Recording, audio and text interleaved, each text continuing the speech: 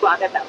Star bank UK की तरफ से मैं आप सभी का आज के इस विशेष प्रोग्राम में हार्दिक स्वागत करती हूँ। आपकी उपलब्धियाँ, आपका ज्ञान और आपके अनुभव हमारे लिए अनमोल हैं और हम इनका पूरे दिल से सम्मान करते हैं। इस प्रोजेक्ट के प्रति आपकी उत्साहपूर्ण रुचि के लिए हम आपका हृदय से अभिनंदन करते हैं। जीवन का ये सिद्धांत हम सभी जानते हैं कि समय बड़ा बलवान है और हर पल अमूल्य है। इसीलिए आज की इस चर्चा में हम आपके प्रति पूरी तरह समर्पित रहेंगे। मेरा आपसे विनम्र अनुरोध है कि आप भी पूरी एकाग्रता और उत्साह के साथ इस कार्यक्रम में शामिल हों।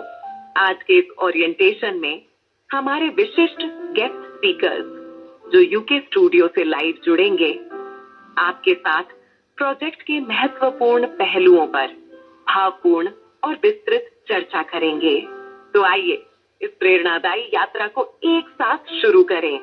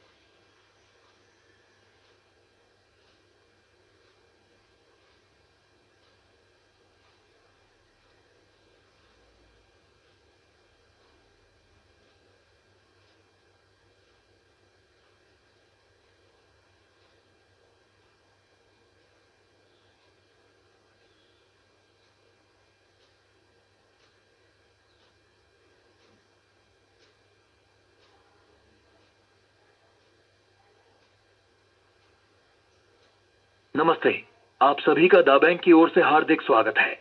आज की इस विशेष मुलाकात का उद्देश्य हम सभी जानते हैं।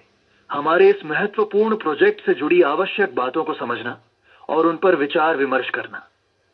आज हमारे बीच कुछ विशिष्ट मेहमान भी मौजूद हैं जो अपने ज्ञान और अनुभव के साथ इस चर्चा को और समृद्ध करेंगे। किसी भी सार्थक चर्चा के लिए दो चीजें बेहद जरूरी हैं।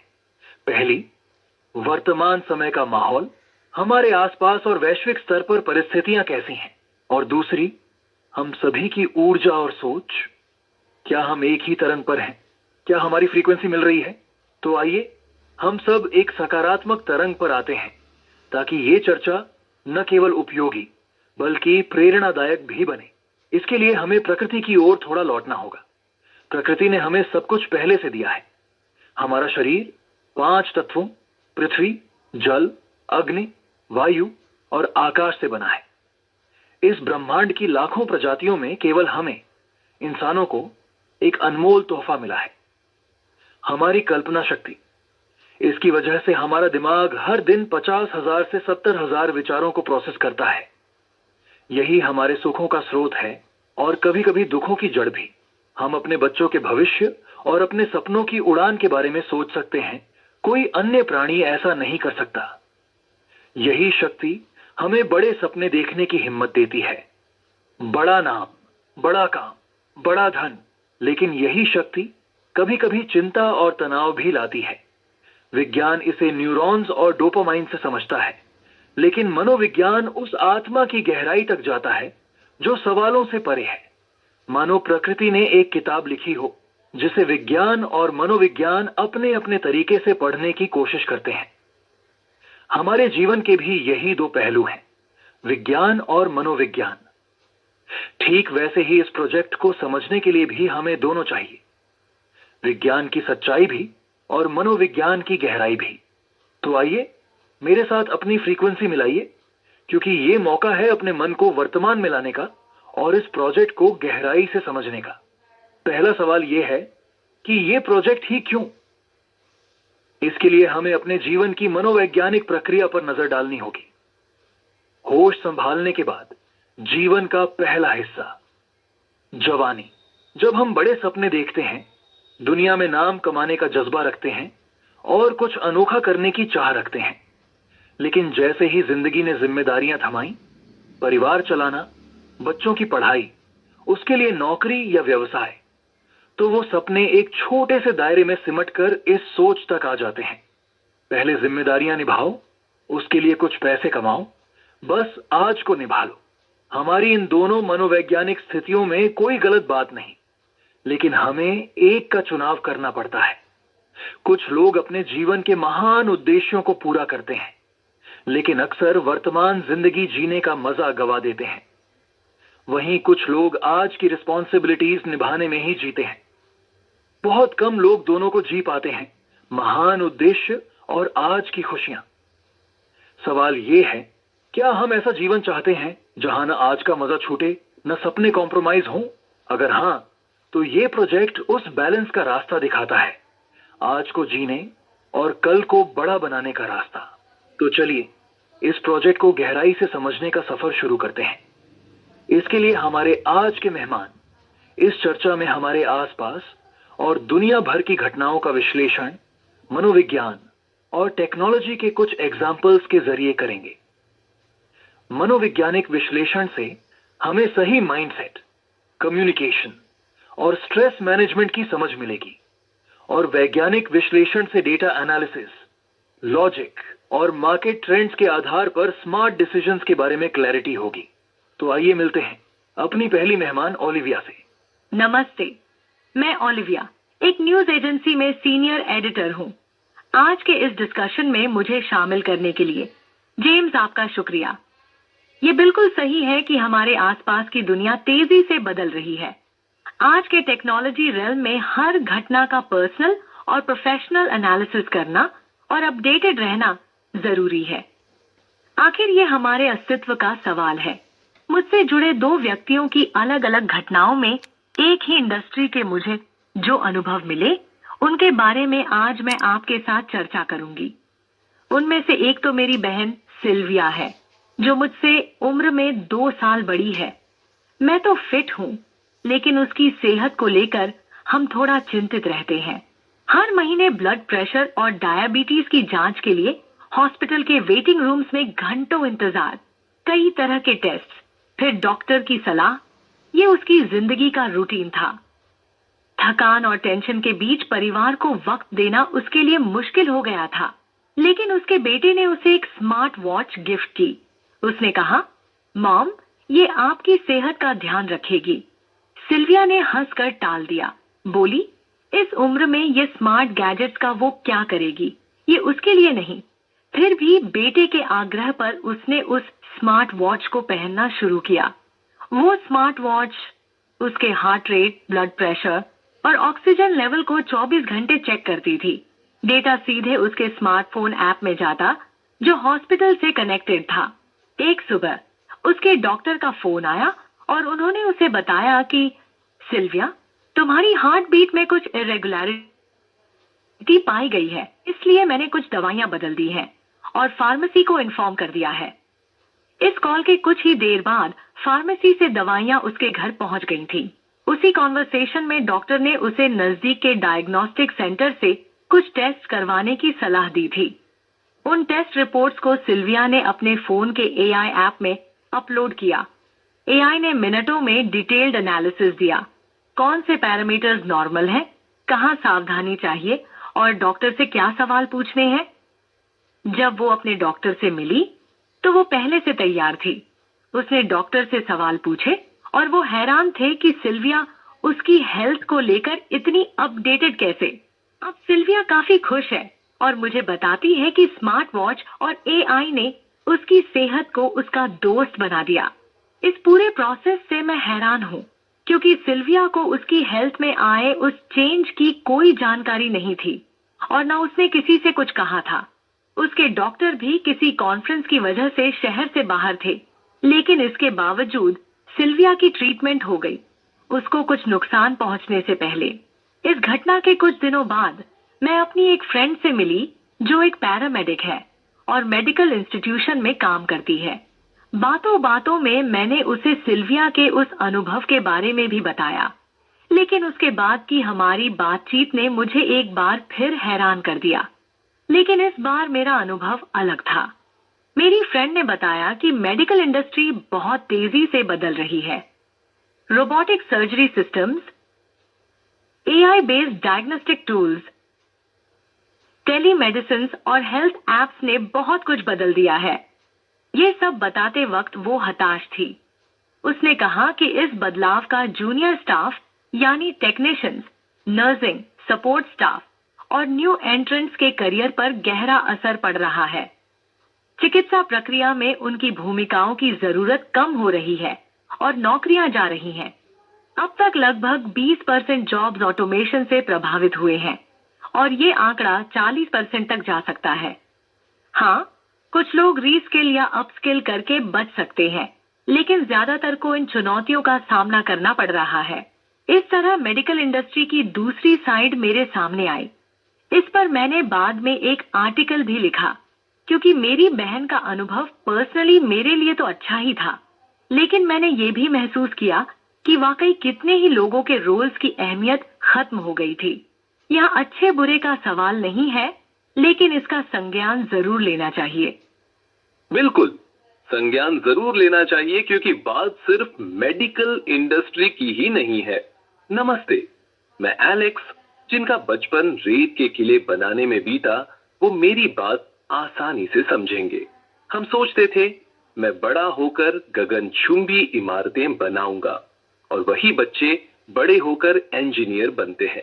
मैं स्कूल में गणित और ड्राइंग में टॉपर था। सिविल इंजीनियर बनकर अपने शहर को खूबसूरत इमारतों से सजाने के सपने के साथ मैं शहर की फेमस आर्किटेक्ट फर्म में प्रोजेक्ट मैनेजर बन गया। क्लाइंट्स के लिए कस्टम डिजाइन्स बनाने में 10 जूनियर्स मेरे साथ काम करते। मैं दिन रात ड्राइंग्स बनाता, मॉडल्स तैयार करता और क्लाइंट्स की हर छोटी डिमांड भी पूरी करता। मेरा सपना था कि मेरी बनाई इमारतें शहर की शान बने। सब कुछ ठीक चल रहा था, लेकिन फिर आया एआई का तूफान। मेरे ऑफिस का पूरा माहौल ही बदल गया। ऑटोकैड और ऑटोडेस्क रिविट जैसे जनरेटिव डिजाइन सॉफ्टवेयर चंद मिनटों में सैकड़ों डिजाइन बनाने लगे, वो भी बिना किसी गलती के। इन एआई टूल्स ने क्लाइंट्स की जरूरतों, मौसम और मिट्टी की कंडीशंस को ध्यान में रखकर इको फ्रेंडली डिजाइन्स बनाए। ऐसे एक्साइटमेंट भरे माहौल में एक दिन मुझे दुखी करने वाली एक घटना घटित हुई। मेरे डिपार्टमेंट से 8 जूनियर्स को हटा दिया गया, क्योंकि अब इतने लोगों की वहां जरूरत ही नहीं थी। जिन्हें हटाया गया उनके साथ मेरे अच्छे रिलेशंस थे, लेकिन मैं उनके जॉब्स को नहीं बचा पाया। बाकियों ने एआई टूल सीखकर खुद था। कुछ समय बाद उन 8 लोगों ने भी खुद को रिस्किल कर लिया, लेकिन अब ऑफिस में उनके लिए वैकेंसी ही नहीं थी। बात यही नहीं रुकी। मैंने कुछ साल पहले 3D प्रिंटिंग की क्रांति के बारे में सुना था। वो अब फ्यूचर नहीं, प्रेजेंट में ही आ चुकी थी। फॉर एग्जाम्पल, भारत में वास्ता जैसी कंपनीज ने 600 स्क्वायर फीट का घर 7 दिन में 3D प्रिंट किया, वो भी 20% कम लागत में। मैं हैरान था, क्योंकि सिर्फ घर ही नहीं, दुबई के 3D प्रिंटेड ऑफिस और ब्रिज के साथ साथ medical prosthetics, dental implants, bio printed tissues, यहां तक कि स्पेस क्राफ्ट्स के रॉकेट नोजल्स भी 3D प्रिंटिंग से बन रहे हैं। जाहिर है, इस बदलाव ने सप्लायर्स के बिजनेस के साथ साथ स्किल्ड वर्कर्स और मजदूरों की जॉब्स पर गहरा असर डाला। ये स्थिति इरिवर्सिबल है और ये डिफरेंस बढ़ता ही जाएगा। इसलिए मैं वक्त निकालकर पॉडकास्ट के जरिए स्टूडेंट्स और वर्कर्स को बदलती टेक्नोलॉजी की अहमियत समझाता हूं और स्ट्रांगली रिकमेंड करता हूं कि टेक्नोलॉजी को अपनाने से ही सपने जिंदा रहेंगे। बिल्कुल, सपने अगर जिंदा हैं तो जिंदा हो तुम। दिलों में बेताबियां लेकर चल रहे हो तो जिंदा हो तुम। नजर में ख्वाबों की बिजलियां लेकर चल रहे हो तो जिंदा हो तुम। हवाओं के परों पर उड़ान हो तुम, सागर की लहरों में तूफान हो तुम। जो ख्वाबों के पीछे भाग रहे हो, उस रास्ते पर चल रहे हो तो जिंदा हो तुम। फिल्म जिंदगी ना मिलेगी दोबारा की ये बेहतरीन पंक्तियां आपने पहले भी जरूर सुनी होंगी। सच कहूं, सिनेमा, सपने और मेरा गहरा रिश्ता है। मैं मार्था बचपन से सिनेमा की दीवानी हूँ। बड़ी होकर सिल्वर स्क्रीन पर जादू बिखेरूंगी, ये सपना मैंने बचपन से संजोया। इसलिए मैंने बतौर कंटेंट क्रिएटर एक मशहूर प्रोडक्शन हाउस ज्वाइन किया। वैसे तो मेरी जिंदगी शानदार चल रही है, लेकिन आज मेरे दोस्तों के अनुभव सुनकर मुझे लगा मुझे भी कुछ कहना चाहिए। मेरी इंडस्ट्री को मैं करीब से देखती आई हूँ। पहले म्यूजिक कंपोजर्स ऑर्केस्ट्रा के साथ हफ्तों रिकॉर्डिंग करते थे। वॉइस ओवर आर्टिस्ट को बार बार रीटेक्स देने पड़ते थे। ग्राफिक्स डिजाइनर्स स्पेशल इफेक्ट्स के लिए हफ्तों मेहनत करते थे। उनकी जिंदगी रातों की कॉफी और डेडलाइंस के बीच गुजरती थी। लेकिन फिर एआई का तूफान सिनेमा इंडस्ट्री में भी आया। एम्पर म्यूजिक और एआई वेयर जैसे टूल्स मिनटों में साउंड ट्रैक्स बना रहे हैं। AI software synthetic voices generate करते हैं जो असली से अलग नहीं लगती। एनवीडिया के AI modules real time CGI और डिजिटल अवतार्स बना रहे हैं जिनसे पूरी मूवी बिना रीशूट बन रही है। एआई फीचर्स के साथ ऐसे प्रोजेक्ट्स डेवलप किए जाने लगे जो पहले नामुमकिन थे, और उस प्रोसेस का पार्ट बनना मेरे लिए बेहद इंस्पायरिंग था। लेकिन स्टूडियोज में परिस्थितियां कुछ और ही हो गईं। अलग अलग लोगों के लिए उनके फील्ड के अनुसार सिचुएशंस बनने और बिगड़ने लगी। जैसे कि कई वॉइस ओवर आर्टिस्ट और जूनियर एडिटर्स की जॉब्स खतरे में पड़ गईं। एज अ कंटेंट क्रिएटर मेरे करियर पे असर नहीं हुआ, क्योंकि क्रिएटिव आइडिया, इमोशंस और पर्सनल टच मेरे काम का वो हिस्सा है जो फिलहाल एआई के प्रभाव से थोड़ा दूर है। पर सच तो यही है कि आज ये अंदाजा लगाना मुश्किल है कि आने वाले समय में सिनेमा इंडस्ट्री पर किसका वर्चस्व होगा, इंसानों का या मशीनों का। फिर भी मेरी राय में टेक्नोलॉजी को दुश्मन नहीं, दोस्त बनाओ, क्योंकि तेजी से बदलते ग्लोबल सिनेरियो को कंट्रोल या अवॉइड करना हमारे बस में नहीं। बदलते ग्लोबल सिनेरियो को कंट्रोल करना तो छोड़िए, इसे अवॉइड करना भी महंगा पड़ सकता है। मीडिया इंजीनियरिंग और सिनेमा फील्ड से आने वाले मेरे दोस्त अपनी बातें मधुर शब्दों में डिग्निटी के साथ कहते हैं। अच्छा है, लेकिन जेम्स, मेरी बातें थोड़ी सी रूखी लगेंगी। सभी मेहमानों को मेरा नमस्ते। मैं रॉबर्ट, एक फाइनेंशियल फर्म का सीनियर कंसल्टेंट। मेरे फील्ड में इमोशंस नहीं, आंकड़े बोलते हैं। और याद रखिए, सच आंकड़ों में छिपा होता है।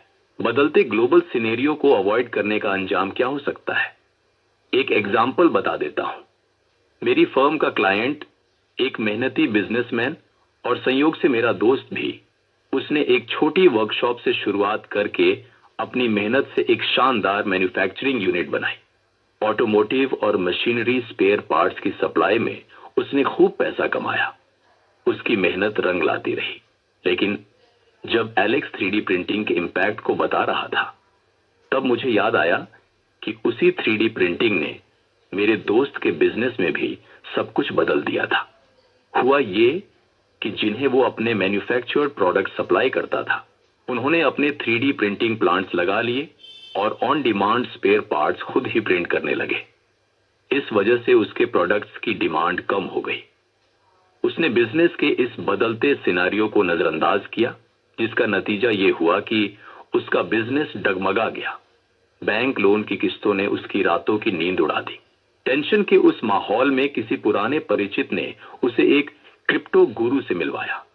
चमचमाती वेबसाइट, इंस्टाग्राम रील्स और दावा ये कि उसकी मेगा कॉइन क्रिप्टो करेंसी के साथ शेयर ट्रेडिंग और फॉरेक्स स्कीम में 30% मंथली रिटर्न की गारंटी। ये देख के मेरे दोस्त को लगा ये तो बेस्ट शॉर्टकट है। अपनी इकोनॉमिकल प्रॉब्लम्स को हैंडल करने की उम्मीद में उसने काफी पैसा उस स्कीम में लगा दिया। लेकिन कुछ ही हफ्तों में वेबसाइट गायब, क्रिप्टो गुरु का सोशल मीडिया अकाउंट डिलीट, और मेरे दोस्त की मेहनत की कमाई डूब गई। वो टूट गया।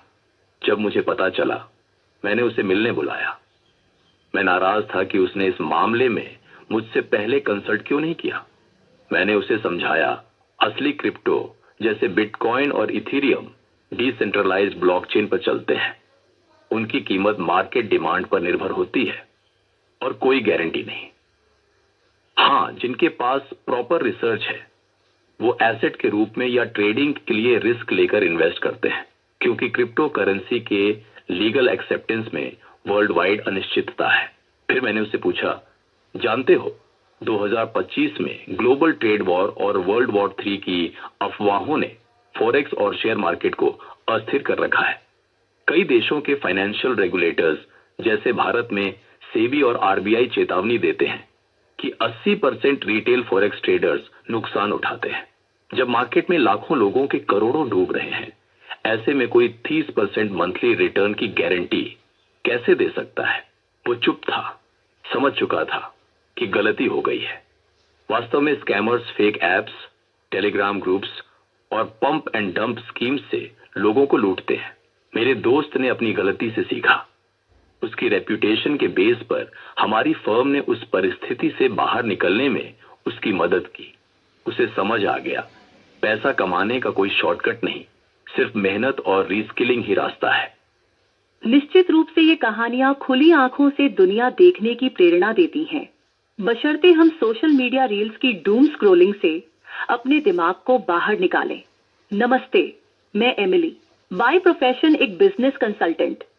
मेरे इस प्रोफेशन में मुझे कानूनी सलाह की हमेशा जरूरत पड़ती है, इसीलिए अक्सर मेरे एडवोकेट के ऑफिस में मेरी विजिट होती रहती है। पिछले कई सालों से मैंने उनका वर्क पैटर्न देखा है। उनकी लाइब्रेरी में सैकड़ों कानूनी किताबें हैं। हमारे जैसे क्लाइंट्स की रिक्वायरमेंट्स पूरी करने के लिए वो रात रात भर किताबों में सिर खपाते रहते थे और साथ साथ पुराने केस लॉ, जजमेंट्स, स्टैट्यूट्स और केस रेफरेंसेस ढूंढने में उन्हें कई सारे जूनियर्स की जरूरत पड़ती थी। लेकिन आजकल वो बड़े कंफर्टेबल नजर आते हैं, क्योंकि रॉस इंटेलिजेंस और लेक्सिस नेक्सिस जैसे एआई सॉफ्टवेयर्स सेकंडों में सटीक केस लॉ और रेफरेंसेस ढूंढ लेते हैं। वो मजाकिया अंदाज में कहते हैं, देखो एमिली, न मुझे अब किताबों का ढेर चाहिए, न जूनियर्स की फौज। और मुस्कुराते हुए जब ऑफिस से निकलते हैं तो उनकी कार बिना ड्राइवर के ऑटो ड्राइव मोड के साथ उनकी सेवा में तैयार खड़ी रहती है। हालांकि मैंने एक एडवोकेट के कानूनी किताब पढ़ने की बात की, लेकिन किताबें पढ़ने की शुरुआत तो स्कूलों से होती है और टेक्नोलॉजी का सबसे बड़ा इम्पैक्ट एजुकेशन सिस्टम पर होने जा रहा है, जो हमारे व्यक्तित्व के निर्माण का उद्गम स्थल है। ग्लोबल एजुकेशन टेक्नोलॉजी मार्केट लगभग $400 बिलियन का है और इसमें एआई का हिस्सा तेजी से बढ़ रहा है। कल्पना कीजिए कि क्लासरूम में एआई पावर्ड रोबोट टीचर सामने है और स्टूडेंट्स के हाथों में भी एआई चैटबॉट्स जैसे टूल्स हैं जो 24/7 उपलब्ध रहते हैं। ऐसे सिस्टम में हमारी आने वाली पीढ़ियां उनकी रफ्तार और जरूरत के हिसाब से पढ़ सकेंगी। इससे काफी बड़े बदलाव हो रहे हैं। पहला, लर्निंग अब क्लासरूम तक ही सीमित नहीं रहेगा। दूसरा, एजुकेशन की पहुंच बढ़ रही है। गरीब और दूर दराज इलाकों में भी एआई सस्ता और स्केलेबल एजुकेशन दे सकता है। तीसरा, टीचर्स का रोल बदल जाएगा। उन्हें क्रिएटिव स्किल्स और क्रिटिकल थिंकिंग जैसे सब्जेक्ट्स पर फोकस करना होगा। टेक्नोलॉजी इंटीग्रेटेड टीचिंग जैसे स्किल्स सीखने होंगे, वरना सिस्टम से बाहर। लेकिन एजुकेशन सिस्टम का एक हिस्सा एआई नहीं ले सकता, वो है इमोशनल सपोर्ट, गुरु शिष्य का पवित्र रिश्ता। सही कहा एमिली, अगर कुछ रिश्ते छोड़ दें तो बाकी सभी रिश्ते बदल जाएंगे। नमस्ते दोस्तों, मैं जेकब आईटी सॉल्यूशंस में काम करता हूं। जहां रिश्तों की बात हो रही है तो व्यापार में ग्राहक देवो भव का रिश्ता सर्वमान्य है, जैसे कि बैंक्स और उनके ग्राहकों का रिश्ता, जिसे हम उनके एडवर्टाइजमेंट्स में देखते हैं। लेकिन आमतौर पर अब बैंक्स में जाने की नौबत ही नहीं आती। रही बात उनके कस्टमर केयर की, तो वो रिश्ता भी अब एआई के चैटबॉट संभाल रहे हैं। जैसे इंडिया में एसबीआई का योनो, जो सेकंड्स में कस्टमर्स के सवालों के जवाब देता है। 5G इंटरनेट के बारे में तो हम सभी अवेयर हैं ही। अब 5G के साथ IoT टेक्नोलॉजी की वजह से मशीन्स एक दूसरे के साथ डायरेक्ट कम्युनिकेट करने लगी हैं। जैसे मेरा घर का फ्रिज सामान खत्म होने पर स्टोर को ऑटोमेटिकली ऑर्डर भेजेगा और स्टोर डिलीवरी बॉय की जगह ड्रोन से वो सामान पहुंचा देगा। इंडिया में भी जोमाटो और स्विगी ड्रोन टेस्टिंग कर रहे हैं। मतलब आने वाले समय में जहां एक स्टोर के लिए 100 डिलीवरी बॉयज काम करते थे, अब 10 ड्रोन ऑपरेटर्स ही काफी होंगे। मान लीजिए 100 में से 10 ने खुद को रीस्किल कर लिया। बाकियों का क्या? जॉब्स की डिमांड और सप्लाई के बीच ये बढ़ता अंतर कभी रुकेगा या नहीं? बात साफ है। अगर आप सोच रहे हैं कि मेरा बिजनेस या जॉब ठीक चल रही है, तो ये भ्रम है। टेक्नोलॉजी तो रुकने वाली है नहीं। साल 1760 के फर्स्ट इंडस्ट्रियल रेवोल्यूशन से लगाकर 20वीं सदी के इंडस्ट्री 3.0 तक हमारे पास रीस्किल करने के लिए 10 साल से भी ज्यादा वक्त मिलता था। लेकिन अब 21वीं सदी के इंडस्ट्री 4.0 में हर 5 साल या उससे कम समय में रीस्किल करना होगा। और ये एक बार की बात नहीं है। हर बार बार बार हमें एआई और टेक्नोलॉजी के साथ अपने बिजनेस और स्किल्स को जोड़ना होगा। हमारी आज की स्थिति को देखें तो ये एक ऐसी जगह है जहां हर तरफ चुनौतियां हैं। एक तरफ ऊंचा पहाड़ यानी पारंपरिक जॉब्स और बिजनेसेस का रास्ता, पुराने तरीके से प्रोडक्ट्स बेचना, दिन रात मेहनत, कस्टमर्स के पीछे भागना, ये सब एक विशाल पहाड़ चढ़ने जैसा है जहां हर कदम पर थकान और अनिश्चितता साथ है। दूसरी तरफ इस मेहनत से बचने की कोशिश करें तो एक गहरी खाई इंतजार कर रही है, जैसे कि फेक क्रिप्टो गुरु, फोरेक्स और शेयर ट्रेडिंग के नाम पर होने वाले स्कैम्स वगैरह। एक बार उसमें गिरे तो मेहनत की कमाई, भरोसा सब डूब जाता है। इन सब के बीच पीछे से एक तेज तूफान आ रहा है, टेक्नोलॉजी और एआई की विशाल लहर। यह लहर इतनी ताकतवर है कि या तो हमें डुबो देगी या इसके ऊपर सवार होने का मौका देगी। Absolutely correct. इसीलिए तो आज हम यहाँ हैं, क्योंकि हम एक ऐसा बिजनेस चाहते हैं जो टेक्नोलॉजी की लहर पर सवार हो। टेक्नोलॉजी जितनी तेजी से बढ़े, हमारी इनकम भी उतनी तेजी से बढ़नी चाहिए। लेकिन इसके लिए इस प्रोजेक्ट को अब भी समझना होगा, अभी, क्योंकि इसकी बुनियाद आज डालनी होगी। अगले 5 साल में सब कुछ बदल जाएगा। लेकिन अगर आज हमने उस बुनियाद को मजबूत किया, तो चाहे टेक्नोलॉजी कितनी भी बदल जाए, हमें फर्क नहीं पड़ेगा। हम उस बदलाव को एंजॉय करेंगे, उसका अनुभव लेंगे और अपनी इनकम को बढ़ाएंगे। ऑफ कोर्स, हम इस बदलाव को एंजॉय कर सकते हैं और अपनी इनकम भी बढ़ा सकते हैं। बस इस लहर को पकड़ना होगा, क्योंकि यही वो मौका है जो हमें इस प्रोजेक्ट की जरूरत महसूस कराता है। एक ऐसा रास्ता जो न तो पहाड़ की थकान देता है, न खाई में गिराता है, बल्कि हमें भविष्य की ऊंचाइयों तक ले जाता है। तो अब वक्त और मौका गवाए बिना इस प्रोजेक्ट के मुख्य बिंदुओं को समझते हैं। इसे आसान बनाने के लिए हम मनोवैज्ञानिक ग्राउंड पर अपनी पहली स्थिति में लौटते हैं। कुछ बड़ा करना है। यह बड़ा सिर्फ एक चीज से मुमकिन है, और वो है व्यापार। ऐसा व्यापार जो लेजिटिमेट हो, मान्य हो। आज के जमाने में व्यापार का चेहरा है ई कॉमर्स। टेक्नोलॉजी चाहे कितनी तेजी से बदले, ई कॉमर्स उसकी रफ्तार के साथ दौड़ता रहेगा, फलता फूलता रहेगा। ई कॉमर्स के साथ हम ग्राहक के रूप में एक नाजुक डोर से जुड़े हैं। लेकिन यह छोटा सा रिश्ता कुछ बड़ा करना है कि महान और मजबूत अवधारणा में कैसे बदलेगा। इसके लिए मैं आपको 5 अहम बातें बताने जा रहा हूं, जिनमें से पहली 3 बातें आप रोज अनुभव करते हैं। सबसे पहले, ई कॉमर्स में ट्रैकिंग की ताकत।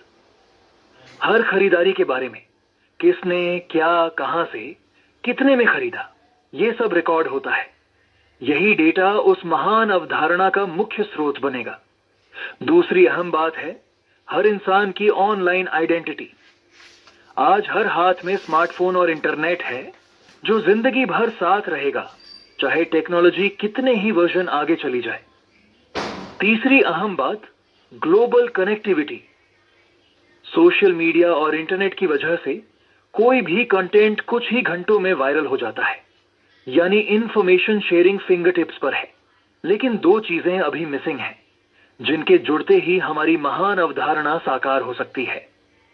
पहली है, ये सारी कनेक्टिविटी यानी कॉन्टैक्ट्स, फॉलोअर्स, फ्रेंड्स, जो अभी टेम्पररी फॉर्मेट में हैं, उन्हें चैनलाइज करके परमानेंट डेटाबेस के फॉर्मेट में प्रिजर्व करना, और दूसरी, उस चैनलाइज डेटाबेस को ई कॉमर्स के साथ जोड़कर निरंतर चलने वाले अरबों खरबों के व्यापार में हिस्सा लेना।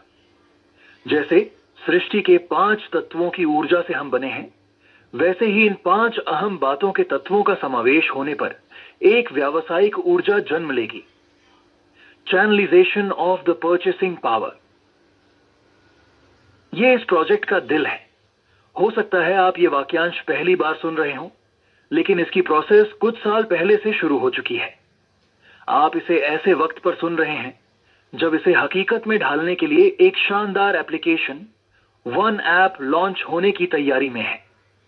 द बैंक एवेन्यू पर इसके बारे में उपलब्ध डिटेल्ड वीडियो को आप देख सकते हैं। लेकिन मैं पूछता हूं, आपके लिए सही वक्त कब है? अगर ये ऐप आज लॉन्च हो जाए तो क्या आप तैयार हैं? आप कह सकते हैं, मेरे पास सोशल मीडिया पर हजारों कॉन्टैक्ट्स हैं, या मैं लाखों लोगों का डेटा खरीद लूंगा। बेशक आप ऐसा कर सकते हैं, लेकिन टेक्निकल सवाल यह है, उनमें से कौन किसके साथ चैनलाइज होगा, और वो सभी लोग आपके साथ कैसे चैनलाइज होंगे, ये कौन और कैसे तय करेगा? क्योंकि चैनलाइजेशन के बिना आपका पर्सनल डेटाबेस नहीं बनेगा। उसके लिए एक खास प्रोसेस चाहिए, और इस स्मार्टफोन इंटरनेट की दुनिया में वो प्रोसेस लंबा नहीं है। लेकिन जब वो पूरा होगा तो हजारों लोगों की परचेसिंग पावर आपके साथ होगी। टेक्नोलॉजी की लहर के साथ ये ताकत भी बढ़ेगी, क्योंकि जब तक इंसान है, जरूरतें हैं। जब तक जरूरतें हैं, व्यापार है, और ई कॉमर्स ही व्यापार का भविष्य है। इस प्रोजेक्ट का मकसद है उस प्रोसेस को शुरू करना जो आपको अरबों खरबों के व्यापार का हिस्सा बनाए। Channelisation of the purchasing power वही रास्ता है जो हमारे सपनों और उस महान उद्देश्य को सच कर सकता है। ये एक ऐसी कहानी है जो कभी खत्म नहीं होगी, टेक्नोलॉजी के साथ बढ़ती रहेगी। आप सभी जो मेरी बात सुन रहे हैं, क्या हम इस बात पर सहमत नहीं कि ऐसा सुनहरा भविष्य हर कोई चाहता है? हाँ, चाहता है। लेकिन मन में धीरे से सवाल उठता है जो स्वाभाविक है, भविष्य तो बढ़िया है, लेकिन मेरे आज की जरूरतों का क्या? यह है हमारी दूसरी मनोवैज्ञानिक स्थिति। अगर मैं इस प्रोजेक्ट में वक्त देता हूं तो मेरी वर्तमान रिस्पॉन्सिबिलिटीज का क्या होगा? सवाल प्रैक्टिकल है, लेकिन इस सवाल के जवाब से ही हमारी आज की चर्चा शुरू हुई थी। आपको याद है ना कि मैंने कहा था, क्या हम ऐसा जीवन चाहते हैं जहां न आज का मजा छूटे और न सपने कॉम्प्रोमाइज हों? यह प्रोजेक्ट उस बैलेंस का रास्ता दिखाता है। चलिए इसे ठीक से समझ लेते हैं। जी हां, जरूर समझ लेते हैं। देखिए, जब आप चैनलाइजेशन की प्रोसेस का हिस्सा बनते हैं तो आप एक ऐसे डिजिटल प्रोडक्ट के व्यापार में शामिल हो जाते हैं जो आज के डिजिटल ईरा में बहुत बड़ा मार्केट है। इसके साथ जुड़ा रिवॉर्ड प्रोग्राम इतना दमदार है कि पहले हफ्ते से ही कमाई शुरू हो सकती है। अपने डेली रूटीन को मेंटेन करते हुए, अपनी सुविधा के अनुसार थोड़ा थोड़ा वक्त देकर जल्द ही उस स्थिति में पहुंचा जा सकता है जहां आप अपनी आज की जरूरतों को सहजता से हैंडल कर सकते हैं। इस प्रोजेक्ट के रिवॉर्ड्स प्रोग्राम को अगर आपने ठीक से समझ लिया तो महसूस होगा कि जो आप सोच रहे हैं उससे कहीं ज्यादा हासिल कर सकते हैं। बात केवल पैसे की ही नहीं है। मान सम्मान, आर्थिक सुरक्षा, आत्मविश्वास और परिवार के साथ खुशियों भरे लम्हे यानी जिंदगी को देखने का एक नया नजरिया, ये रिवॉर्ड प्रोग्राम आपके सपनों को पंख देता है। मेरी सलाह है कि आप एक बार रिवॉर्ड प्रोग्राम से जुड़े उस डिजिटल प्रोडक्ट को अच्छे से समझ लें जो इस चैनलाइजेशन की ताकत को आपके हाथों में लाता है। बिल्कुल सही। उस शानदार प्रोडक्ट की जानकारी होना बेहद जरूरी है। ये रिवॉर्ड प्रोग्राम जिस डिजिटल प्रोडक्ट के व्यापार पर बेस्ड है वो है क्लाउड कंप्यूटिंग और डिजिटल लॉकर। शायद आप सोचें, ये कैसा व्यापार है? इसके बारे में न तो कभी सोचा न ही सुना। कोई बात नहीं, ये तो सुना होगा कि अमेज़न के मालिक जेफ बेजोस की शादी में कितना खर्च हुआ। लोग बोलेंगे, हाँ पता है, $50 मिलियन, यानी लगभग 400 करोड़ रुपए। क्योंकि इंस्टाग्राम रील्स में देखा, सुना, ये तो वायरल था। लेकिन जेफ बेजोस के लिए वो खर्च कोई बड़ी बात नहीं। उनकी इनकम के अनुपात में तो जैसे 100 रुपए का नोट खर्च करना। लेकिन क्या आप ये जानते हैं कि अमेज़न के मुनाफे का सबसे बड़ा हिस्सा कहां से आता है? क्लाउड कंप्यूटिंग से। साल 2024 में अमेज़न का टोटल ऑपरेटिंग प्रॉफिट $44.3 बिलियन था, जिसमें से $26.3 बिलियन यानी 60% से भी ज्यादा उनके क्लाउड बिजनेस से आया।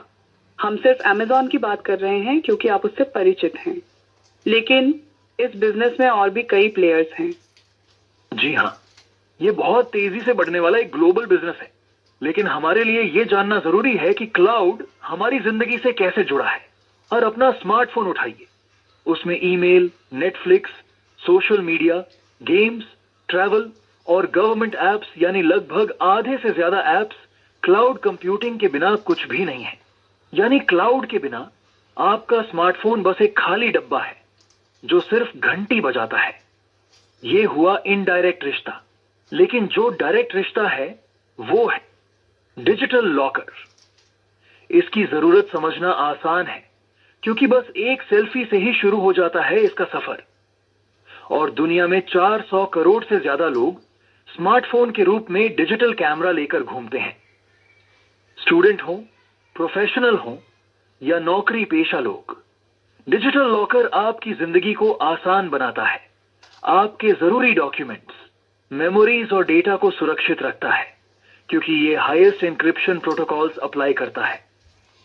आपकी जानकारी के लिए भारत में 6.2 बिलियन यानी लगभग 600 करोड़ डॉक्यूमेंट्स डिजिटल लॉकर्स में अपलोड किए गए हैं।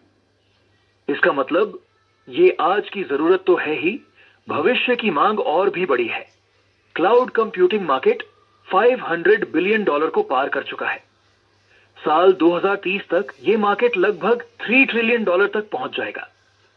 आज आपको अच्छी तरह समझ लेना चाहिए कि ये वो मौका है जिससे आप इस शानदार डिजिटल प्रोडक्ट के ग्लोबल व्यापार में लीड कर सकते हैं। हमारे इस इंपॉर्टेंट डिस्कशन के कंक्लूजन में सबसे पहली बात जो नोट करनी चाहिए वो ये कि ये सारा बिजनेस पूरी तरह लेजिटिमेट है और इसके ट्रांजैक्शंस दुनिया भर में स्वीकार्य हैं। इस प्रोजेक्ट से जुड़े ऑर्गेनाइजेशंस के पास multi currency international payment processors और पेमेंट गेटवेज अवेलेबल हैं, क्योंकि ये ऑर्गेनाइजेशंस KYC यानी नो योर कस्टमर और KYB यानी नो योर बिजनेस के सभी लीगल कंप्लायंसेस को लगभग 10 वर्षों से पूरी तरह फुलफिल करते आ रहे हैं। दूसरी बात, ये प्रोजेक्ट हमें क्लाउड और ई-कॉमर्स जैसे तेजी से बढ़ने वाले व्यापार से जोड़ता है। इसीलिए टेक्नोलॉजी की लहर कितनी भी विशाल हो, ये दोनों सब्जेक्ट्स इस प्रोजेक्ट के साथ इस तरह से जुड़े हुए हैं कि वो हमें AI और टेक्नोलॉजी की लहर का शिकार नहीं बल्कि उस पर सवार होने का मौका देते हैं। तीसरी और सबसे खूबसूरत बात, इस प्रोजेक्ट में क्लाउड के व्यापार के साथ हम अपनी आज की जिम्मेदारियों को निभाते हुए जिंदगी के हंसी लम्हों को एंजॉय करेंगे और इसी मेहनत के बलबूते ई-कॉमर्स के साथ अपने भविष्य के बड़े सपने साकार करेंगे। तो अब करना क्या है? 2 आसान स्टेप्स। पहला, अपने सीनियर बिजनेस पार्टनर से रिवॉर्ड प्रोग्राम की खूबसूरती समझें। दूसरा, एवेन्यू ऐप डाउनलोड करें और चैनलाइजेशन की प्रोसेस आज ही शुरू करें। आप सभी का मेरी बात सुनने के लिए तहे दिल से शुक्रिया। All the best. हमारे स्पीकर्स का तहे दिल से धन्यवाद। ये प्रेजेंटेशन हमारे लिए एक शानदार अनुभव है। हमें विश्वास है कि इससे हमारे सभी मेहमानों को इस प्रोजेक्ट के कॉन्सेप्ट को समझने में मदद मिली। इसे और गहराई से जानने, समझने और अनुभव करने के लिए मेरी कुछ सलाहें हैं। पहली बात, हमारे स्पीकर ने कहा कि सच आंकड़ों में छिपा होता है। बिल्कुल सही। हमने अपना प्रारंभिक जीवन उन आंकड़ों के लिए समर्पित किया जो एग्जाम्स के बाद मिले। अब जीवन इस जद्दोजहद में बीत रहा है कि बैंक बैलेंस के आंकड़े क्या कहते हैं। अगर ये जद्दोजहद जीवन भर चलनी ही है तो बस आधा घंटा निकालें और इस प्रोजेक्ट के रिवॉर्ड प्रोग्राम के आंकड़ों को जरूर समझें। दूसरी बात, थोड़ा और वक्त निकालें लेकिन परिवार के साथ। इस प्रोजेक्ट की मूल विचारधारा को गहराई से समझने के लिए बस 40 मिनट की एक डॉक्यूमेंट्री फिल्म जरूर देखें, और वो है सिर्फ तुम। लेकिन इसे स्मार्टफोन पर नहीं बल्कि प्रॉपर ऑडियो विजुअल सिस्टम पर देखें, ताकि आप इसे महसूस कर सकें, क्योंकि ये फिल्म आपके लिए ही समर्पित है। तीसरी थोड़ी मनोवैज्ञानिक बात है। जब हम कुछ ठान लेते हैं तो घटनाओं की श्रृंखला शुरू हो जाती है। आज आपकी उपस्थिति इस श्रृंखला की शुरुआत है। इसे इसी तरह जारी रखें और हर रविवार अपने परिचितों को इस कॉन्सेप्ट से इंट्रोड्यूस करवाने के लिए आमंत्रित करें। ऐसा मान लें कि ये 12 हफ्तों का व्रत है। देखते हैं इसका क्या फल मिलता है। कौन जाने आपके आमंत्रित लोग इस प्रोजेक्ट का आपसे भी ज्यादा इंतजार कर रहे हो। मेरी शुभकामनाएं आपके साथ हैं। अब वक्त हो चला है दा बैंक की लेटेस्ट हैपनिंग्स के सेशन पल्स पॉइंट का। आइए जानते हैं कि आज हमारे लिए क्या क्या अपडेट्स हैं।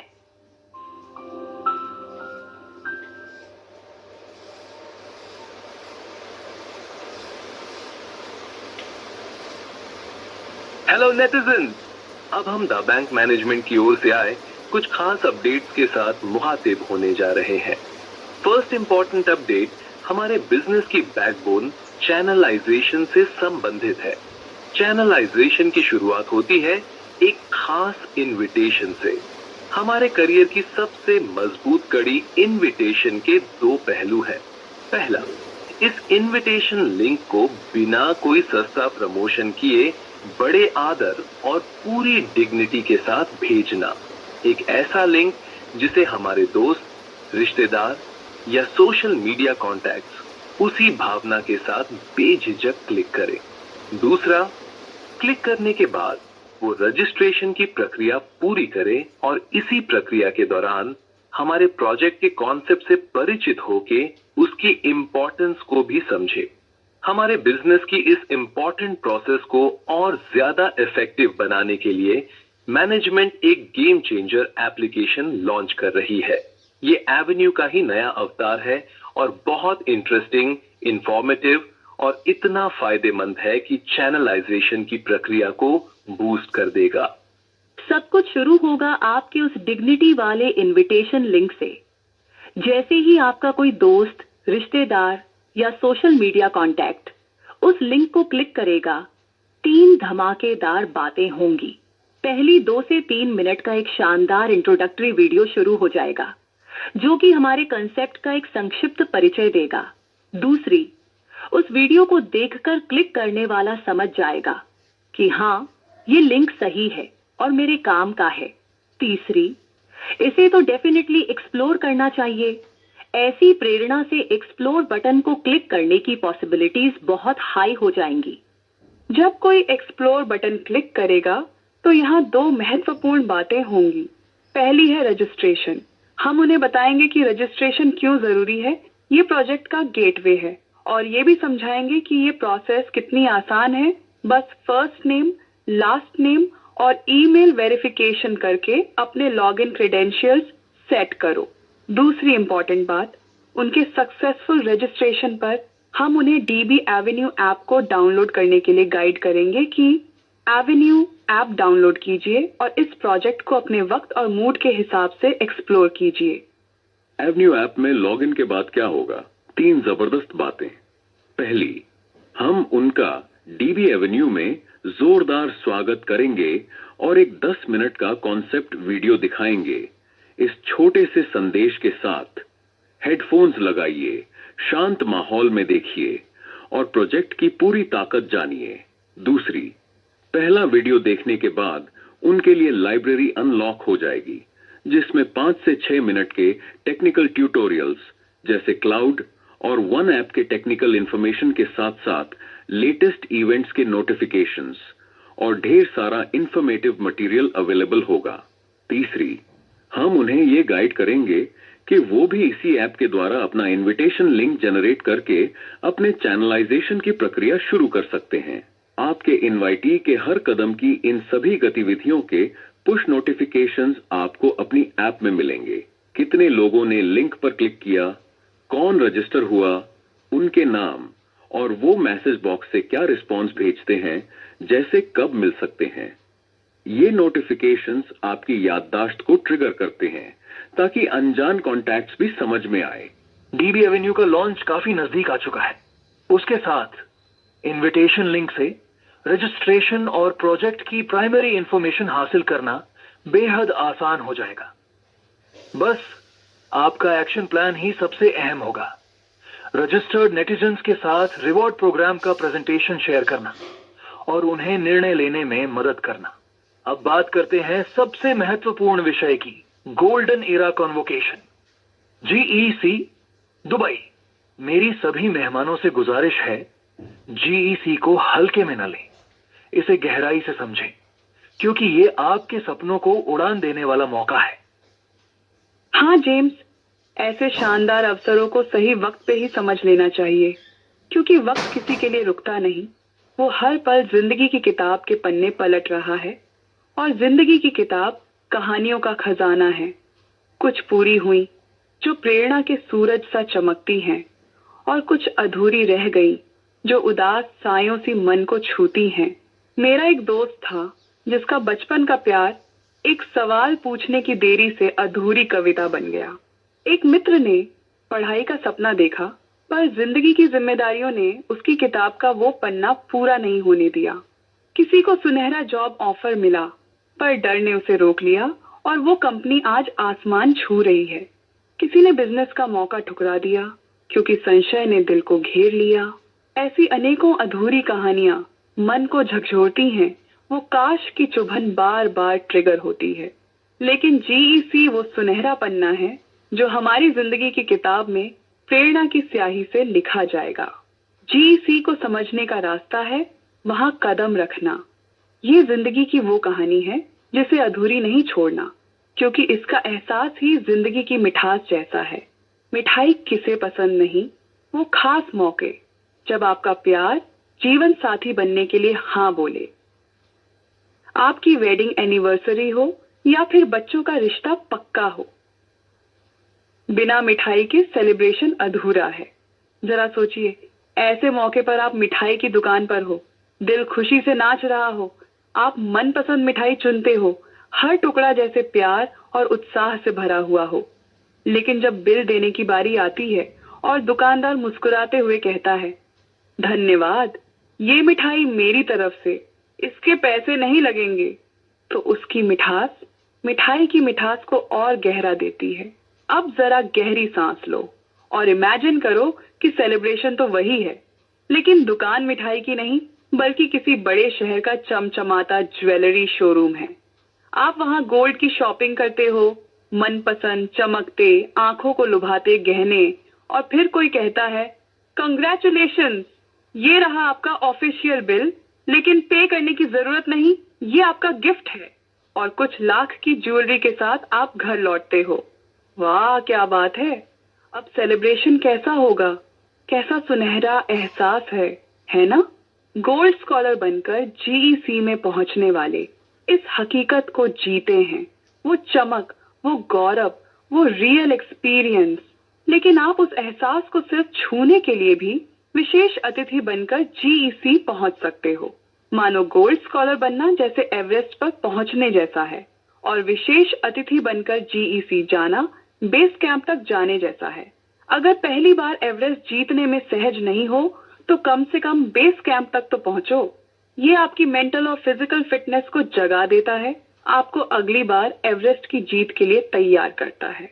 तो गोल्ड स्कॉलर बनो या विशेष अतिथि, जीईसी में कदम रखो।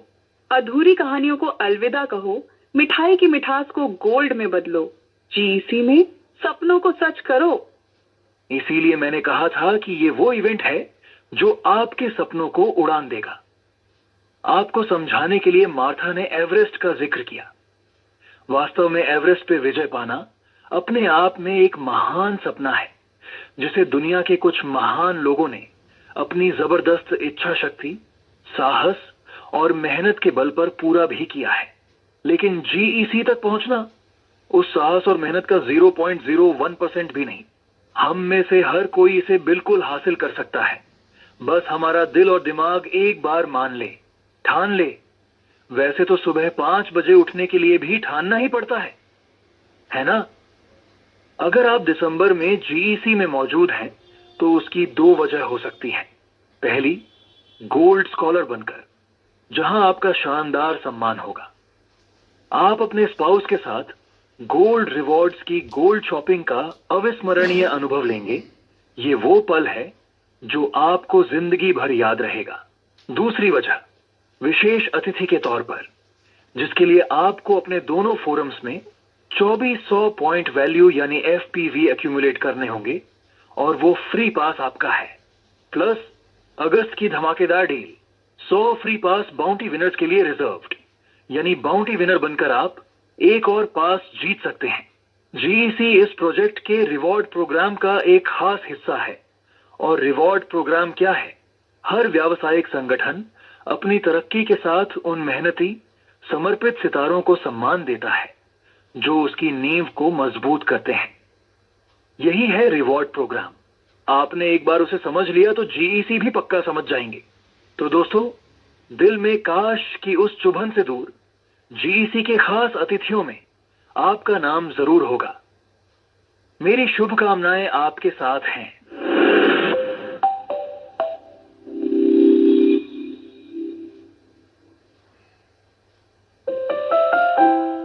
Fantastic. Thank you again to the speakers for the wonderful update. UK studio से हमारे साथ जुड़े स्पीकर से अब हम विदा लेते हैं। आज हमारे साथ जो गेस्ट जुड़े हुए हैं, उनका अभिनंदन करते हुए शुभकामनाओं के साथ हम उनसे भी विदा लेते हैं।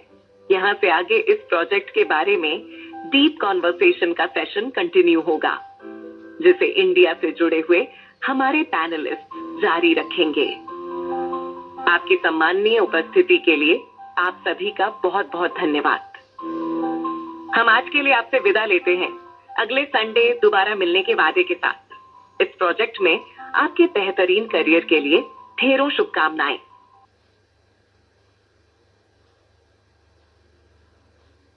सभी को नमस्कार।